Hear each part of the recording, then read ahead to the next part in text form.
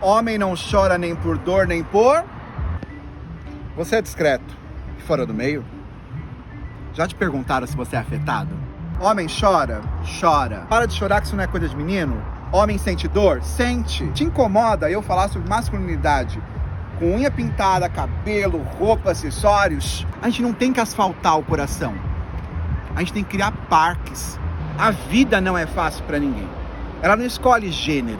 Hoje eu choro de alegria e não tenho vergonha de chorar.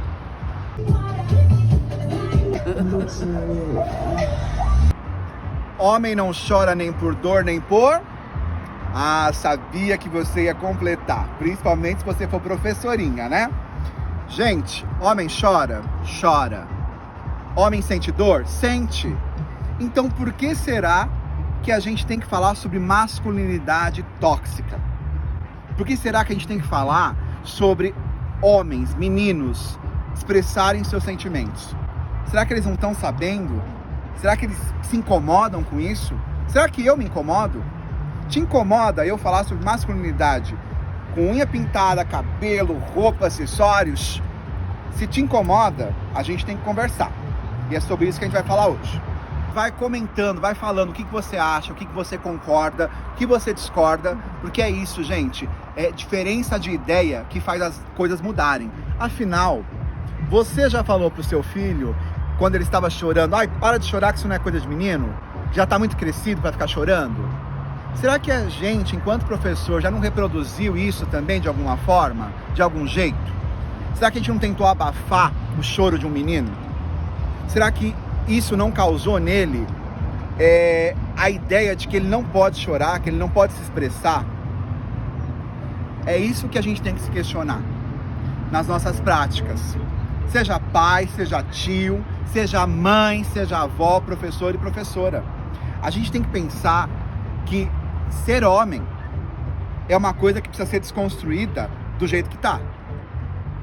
Eu mesmo já tive situações de estar trabalhando numa empresa e ser chamado no RH porque eu não percebi, eu estava sem óculos talvez, não sei, mas eu não percebi que o banheiro que eu frequentava era um banheiro feminino. E já explico.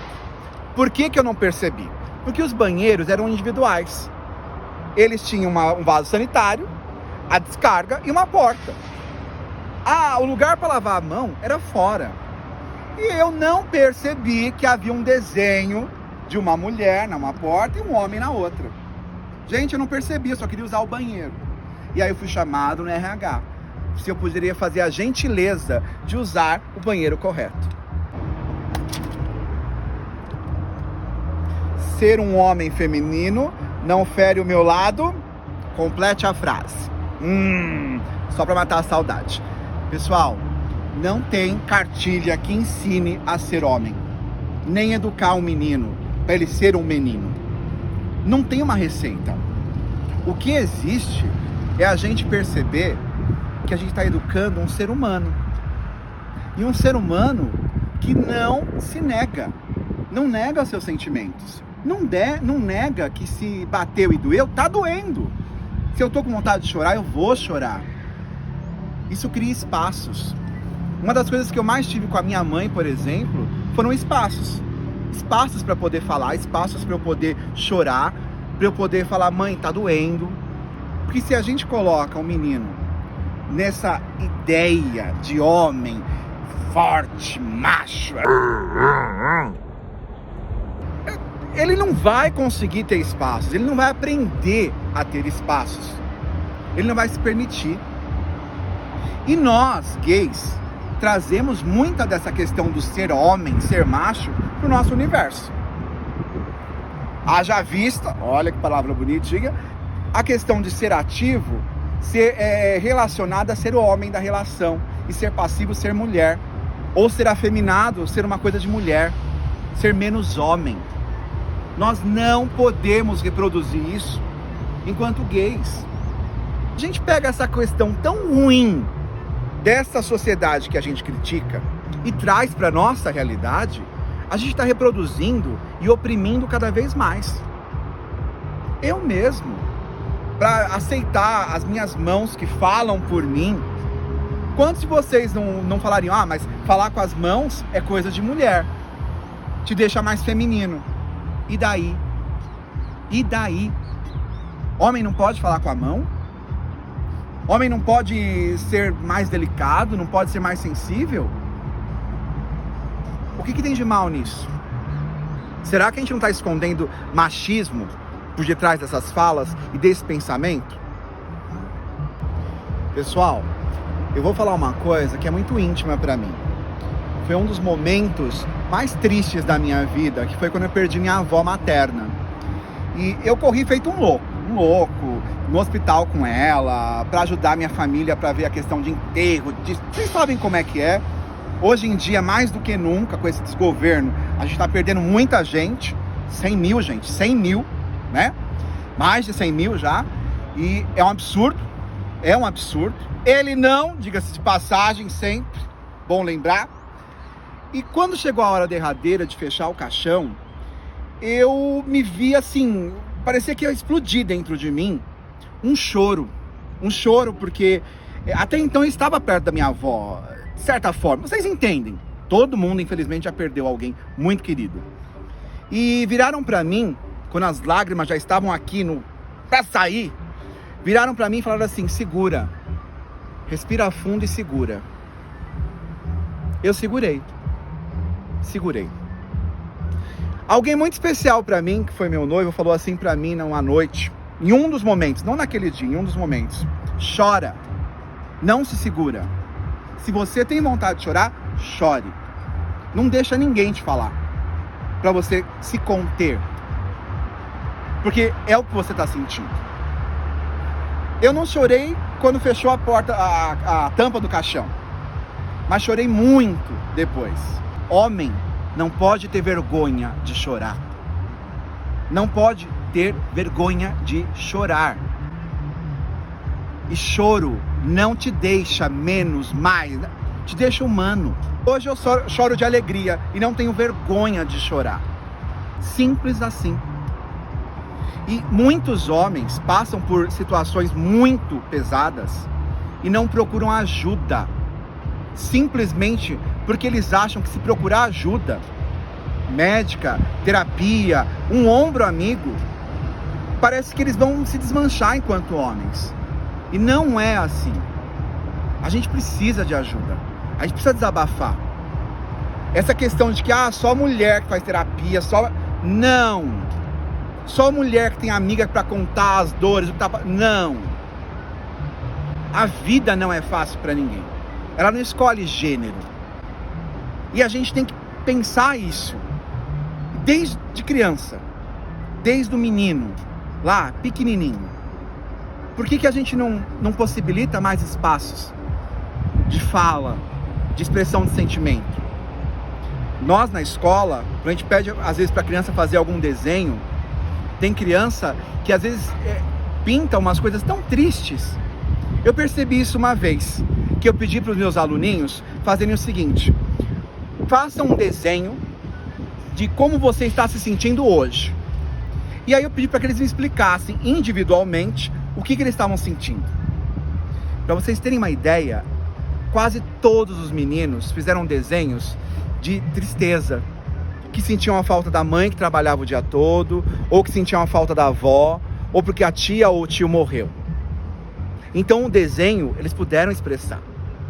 O que eu fazia diante daquelas cenas tristes? Eu dava um abraço. Falava para ele que se ele quisesse conversar, era só me chamar de cantinho que a gente conversaria. E em todas as vezes, quando a situação era muito profunda, eu conversava com a mãe, conversava com o pai, principalmente com o pai, para que ele soubesse que o filho dele queria expressar alguma coisa. Eu tive uma história boa dessa, de um menininho que o pai era caminhoneiro e ficava muito tempo longe. E aí eu falei para o pai dele, eu falei: olha, o seu filho faz desenhos sobre você, sobre essa falta.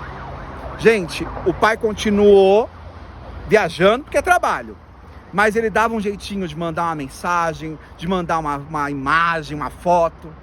Isso mudou um pouco. Isso a gente tem que fazer germinar. Teve uma vez na minha vida que eu acompanhei meu pai a no hospital. E ele foi medicado, etc e tal. Só que quando ele saiu, ele precisava escorar em alguém. E eu estava do lado dele, e obviamente que ele se escorou em mim.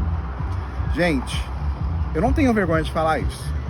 Aquilo me afetou, eu me senti incomodado. Porque eu nunca tinha tido aquela proximidade com meu pai. E aquilo me fez pensar imediatamente, assim, sabe? Nossa, o que está acontecendo? E é engraçado que no final da vida, nos últimos anos, o meu pai, sempre que me via, ele me abraçava, me dava um beijo no rosto, todas as vezes.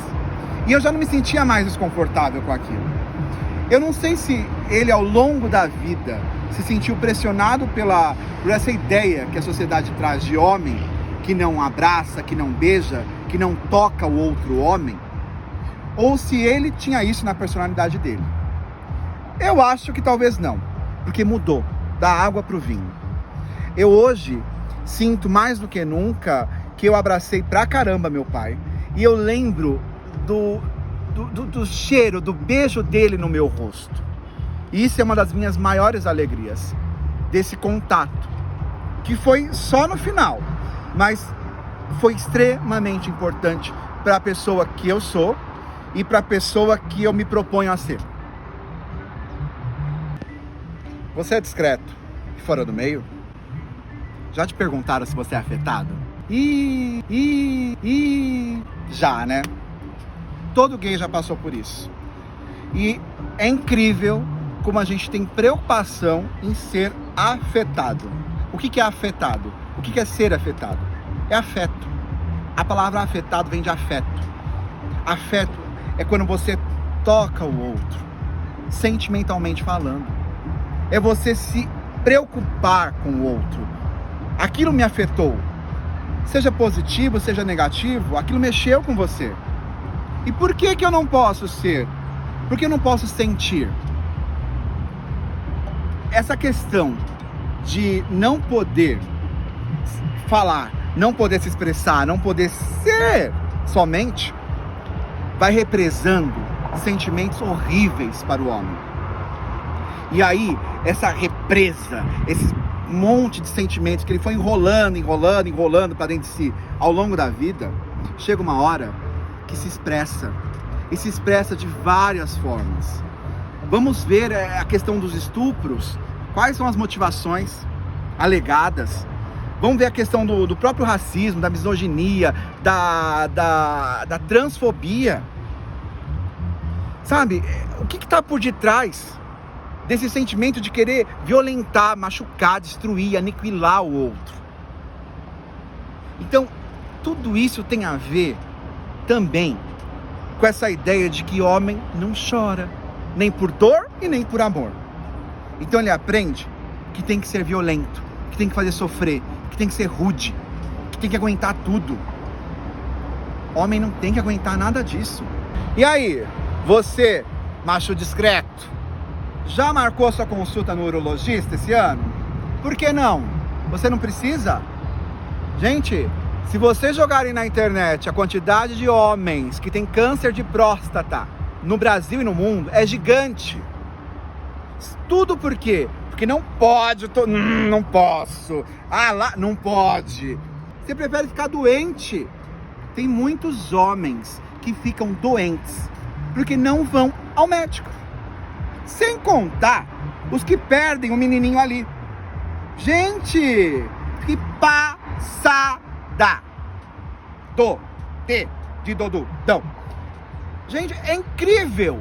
Os caras perdem o dito cujo porque não limpam, não aprenderam a limpar.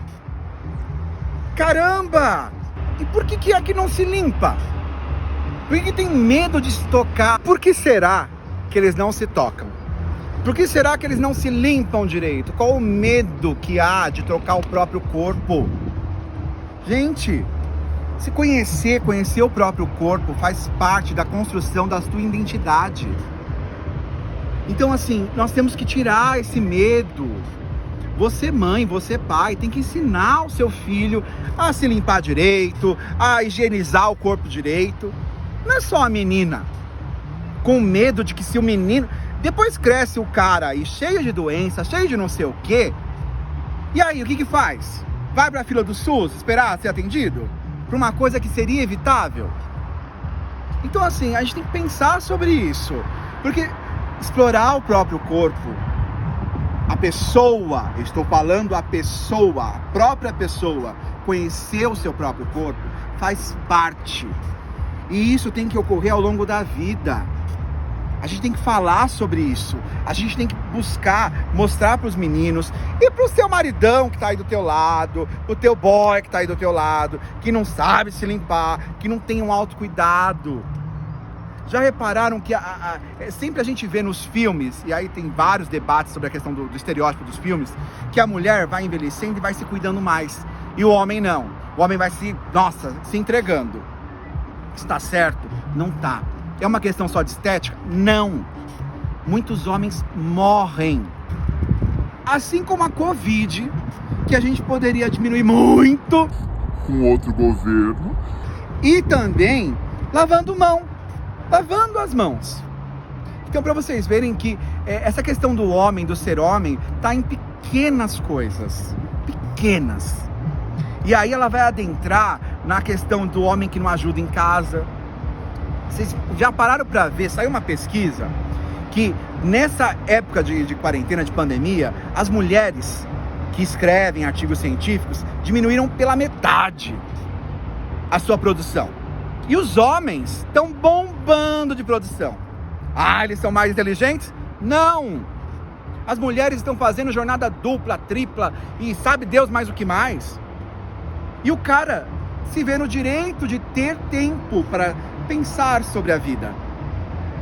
Então, gente, a gente tem que parar e pensar que nas mínimas coisas, a masculinidade tóxica, ela contamina e deforma. Ela traz uma forma diferente para esse homem. E é necessário a gente parar um momento e pensar, sendo você professor ou não. Sabe logo no começo do ano de letivo de escola, que a gente quando tem turminha de primeiro ano, segundo ano, trabalha o nome e tal, e a gente vai propor os benditos crachás? Então, eu já passei por situações, numa escola nova, de que o grupo chegou em mim e falou, olha, nós vamos fazer os crachás. Eu te mando o modelo. Ah, legal, beleza. Recebi o modelo. O modelo estava azul para meninos, rosa para as meninas e com desenhos que meio que contornavam o gênero feminino e o gênero masculino. Não é Damares falando, gente. Vai por mim. Aquilo, claro que me chocou, porque eu não acredito nesse tipo de coisa, eu não acredito em fila de menino e fila de menina, né? Mas aquilo, o que eu fiz? Eu propus o diálogo. Eu falei, qual é a importância? É o nome ou o gênero? Não é o nome? Então, qual o problema? Se ele pintar de rosa, se ela pintar de azul, se pintar de preto, vermelho, verde. Pessoal, para quem não é professor, eu já passei por situação também que a criança se recusava a pintar uma flor com a cor rosa. Ou então de criança já grande, eu tá lá distribuindo folha e não tem muita folha. Você sabe como é que é, né? Se não sabe, assiste meu último vídeo sobre o Fundeb. O menino chegou lá, só tinha folha rosa para ele. Ele não queria de jeito nenhum, a folha rosa. Então, para vocês verem como essa questão de cor disso, cor daquilo, isso influi nessa construção de imagem, de visão de sociedade que a criança vai formando. Então, não existe cor para menino ou cor para menina. Não existe esporte para menino ou para menina. A gente tem que começar a desmistificar isso, gente. Já passou da hora. Vocês não acham? Eu acho. E tem muita gente que acha também. Porque cada vez mais nas escolas, nas GEIFs, nos conselhos, as pessoas estão discutindo. Ah, mas esse autor, essa história coloca a mulher como? Coloca o menino como nessa história? É pensar sobre isso. Porque esses pequenos pensamentos que vão dar resultado no todo. Naquilo que o menino sente que ele pode, onde ele pode chegar.